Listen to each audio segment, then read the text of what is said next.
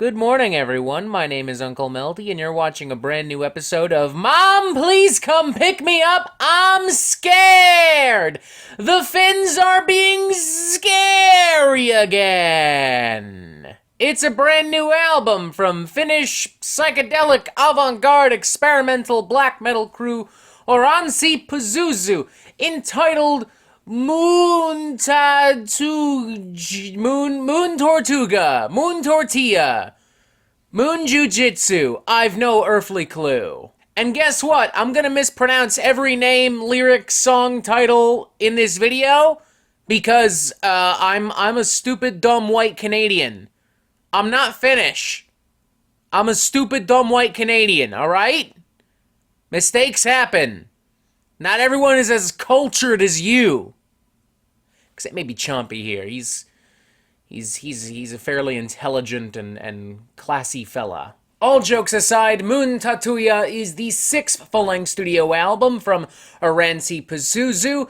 They've become well known for very absurd, cosmic, otherworldly, abstract, psychedelic, experimental, avant-garde, artsy, progressive, black metal of sorts. A lot of words, a lot of big words. They're weird. That's what that means. And they've been very good at being very weird for quite some time now. I was a big fan in particular of their previous album, 2020's Mestar Kamsky. That was actually one of my favorite albums of 2020. It was a nightmarish concoction of wild sounds and ideas meshed together in horrifying, monstrous fashion. Yet despite that, it had this very organic and natural flow to it. It was very cohesive and comprehensible. Honestly, kind of a masterclass in making like totally weird, experimental, extreme metal, in my opinion. And as a result, I was really super hyper hella pumped for this brand new album, Muuntautuja. And especially so after receiving my promo copy of the album when I learned that the band would be pulling heavy influence from like harsh noise and electronic music, specifically citing influence from Godflesh, Boredoms, Portishead, Death Grips. With the band's guitarist Icon elaborating, our experimentation with samplers and electronics made us step towards the weird concept of making nightmarish rave music. We tried to find common ground between danceable rhythms and oppressive waves of noise and distortion. And simultaneous to this, lyrically and conceptually, much of this album is morbid and contemplative and thought-provoking and very ambitious and cinematic in tone. We're talking about everything from like different states of being to immortality to the mayhem and chaos and brutality of war to mass manipulation. And the end result of all of this is an album that is utterly unstoppably disturbing and punishing. Oranssi Pazuzu do not fuck around on this bad boy. Vocalist and guitarist Jun Hiss has mused and joked that for us, this album is like a sculpture made of black electric ooze. And I can see that. I can fuck with that. But if I may add on, the black electric ooze in question is like a Venom-style symbiotic goo.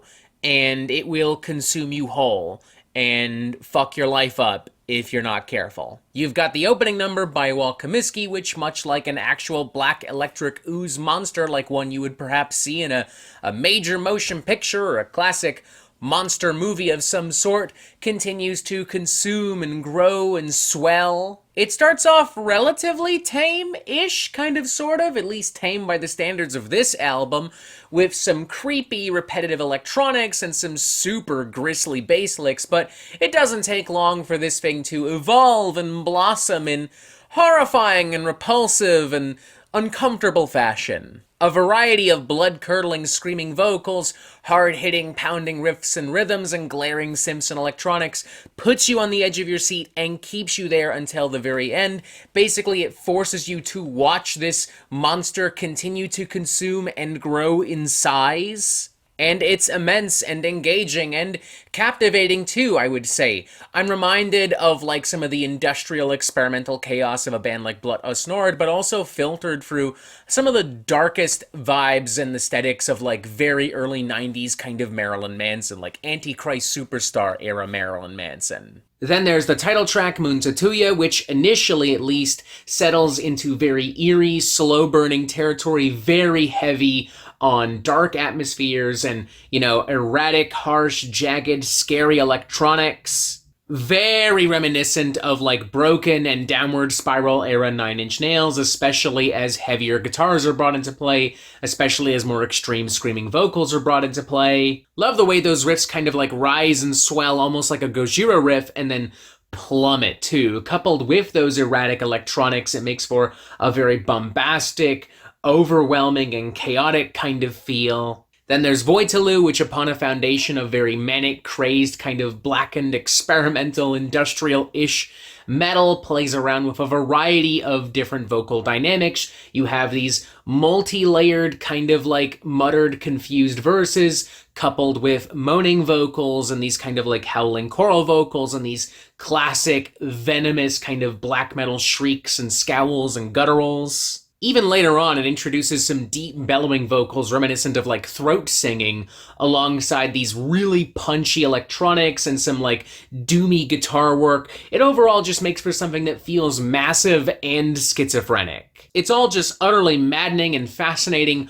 all at once. That said, my favorite cut on the record might be Velus. I love the striking balance here of like ritualistic, crazed black metal and like harsh noise and industrial. It just packs full-on evil black metal vibes for a while. I love that simultaneous to this, we have some more gothic, melancholic, mournful elements and dynamics coming into play. Some like clean vocals, kind of like choral vocals, and also some really lush, beautiful keyboard and piano stuff later on, kind of in between that transition from this full-on evil black metal into the more like heavy, harsh noise kind of stuff. Which, by the way, even by harsh noise standards, is pretty harsh and pretty noisy.